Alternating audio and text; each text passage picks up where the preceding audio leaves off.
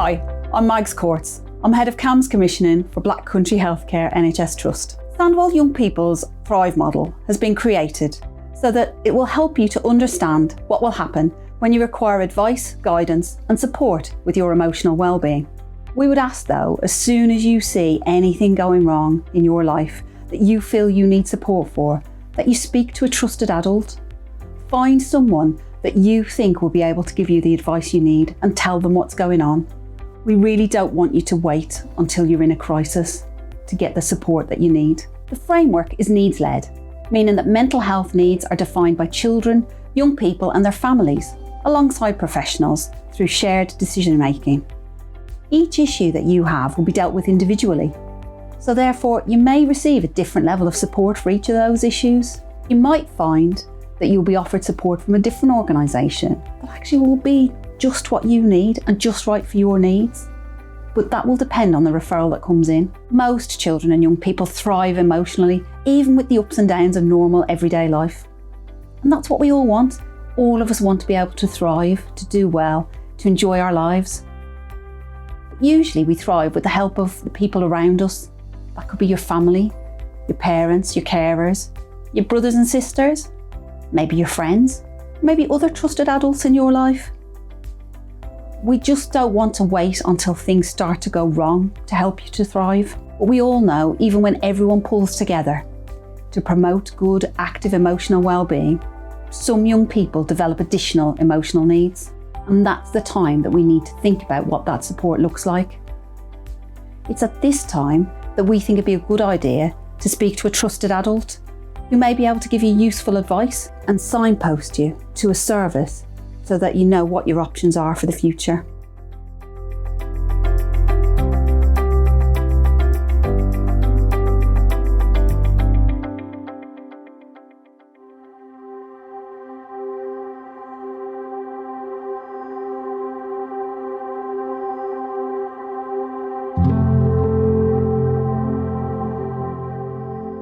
Hello Amelia, my name is Dr. Aslam. How can I help you today?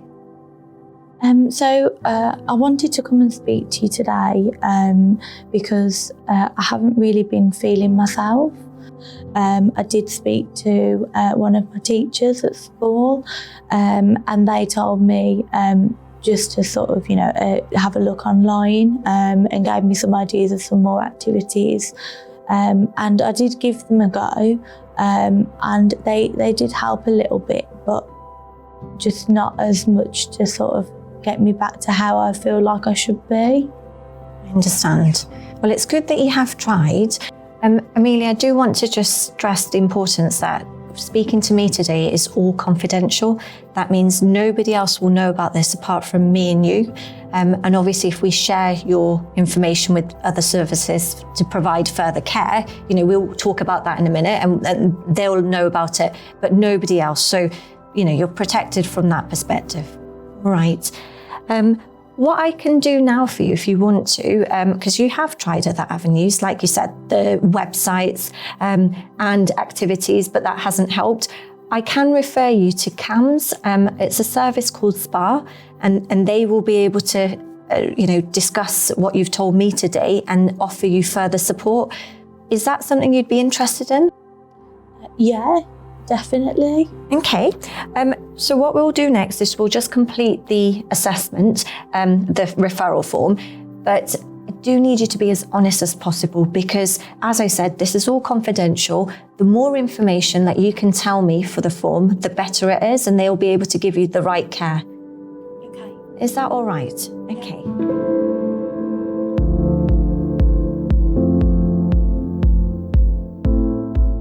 My name is Charity and I work for a single point of access, which we call SPA in short. We are a team that consists of therapists, occupational therapists, social workers and mental health nurses. And what we do is we review all mental health and emotional concerns that are referred into SPA and also neurodevelopmental issues. So once we receive these concerns, we review these concerns and signpost or put put things in place to meet those needs. Our aim is to make sure that everybody gets the support that they need. We work together with families and other professionals to ascertain more information. Sometimes when we receive a referral, we might have enough information that will enable us to be able to triage, or we might have to call you and get more information. Once we have this information, we'll be able to signpost.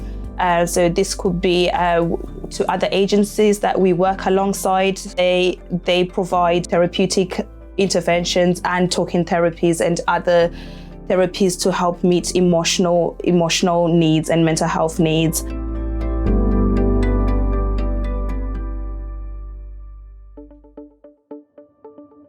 My name's Ed. I work in the Getting Help section, and by that we receive referrals, and those are picked up by us and looked at, and then services agreed for that person that's appropriate for them. People come to us with a variety of difficulties. It could be that it's an anxiety that they're struggling with. It could be their mood. It could be low self-esteem or confidence, or some kind of emotional regulation. Could be feeling really angry about something. It might even be for loss. But whatever the reason is, that we're looking at supporting people in a way that's appropriate to them. And it may be that one-to-one counselling is good for you, or it could be group work. And what we would try to do is to make sure that what's given out to you is appropriate for you.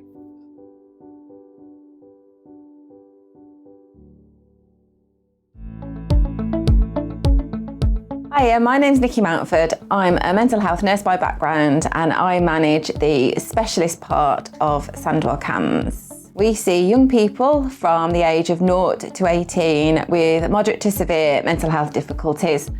Variety of conditions, from anxiety, depression, OCD, and sort of everything in between.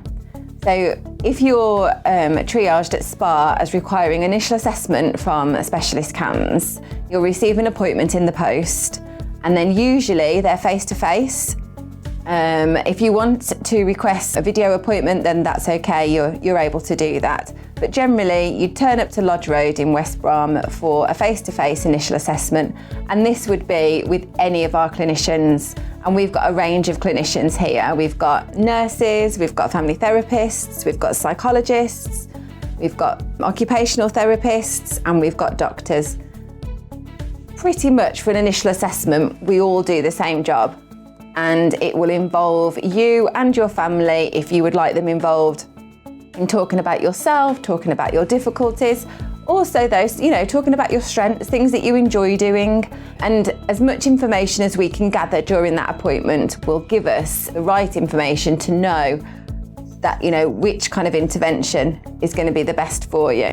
So following that appointment, you'll have a risk assessment and you'll have a care plan, and you'll have an agreement with the clinician who's completed it to know the best way forward.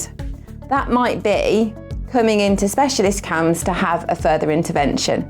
Now, it will probably mean a bit of a wait as well on our waiting list, I'm afraid. But while you're on our waiting list, you'll receive phone calls every 12 weeks from somebody from specialist CAMS in order to check in with you and to see how you're going. You'll have a risk assessment and a care plan for things that you can be doing in the meantime as well. Once you have reached the top of the waiting list and you come into specialist CAMS, there could be a variety of interventions that you have.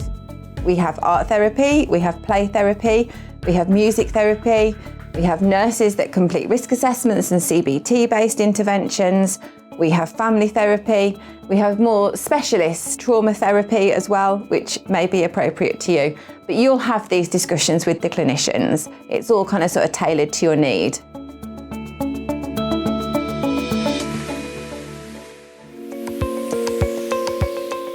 Hello, my name's Brona. I work in the CAMS crisis and home treatment intervention team. We accept referrals from our local general hospital here in Sandwell. Also can be via schools, GPs and other agencies via our single point of access service here in Sandwell. Our CAMS crisis team, we are a short-term intervention service. We work with young people that are presenting in immediate risk or mental health crisis. So our work consists of risk assessing, risk management. That can include high level intensity of engagement with the young person. It can be looking at medication management, being reviewed by our teen psychiatrist, and also about looking at what the current needs are of the young person.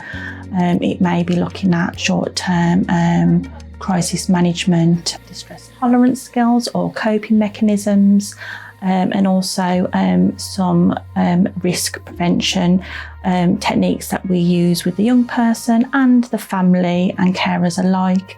We look at working as a holistic service, where we also look at working with other agencies that supports the young person and family members, i.e. social care, schools, so we can come up with a collaborative plan for that young person and managing their risk and their safety.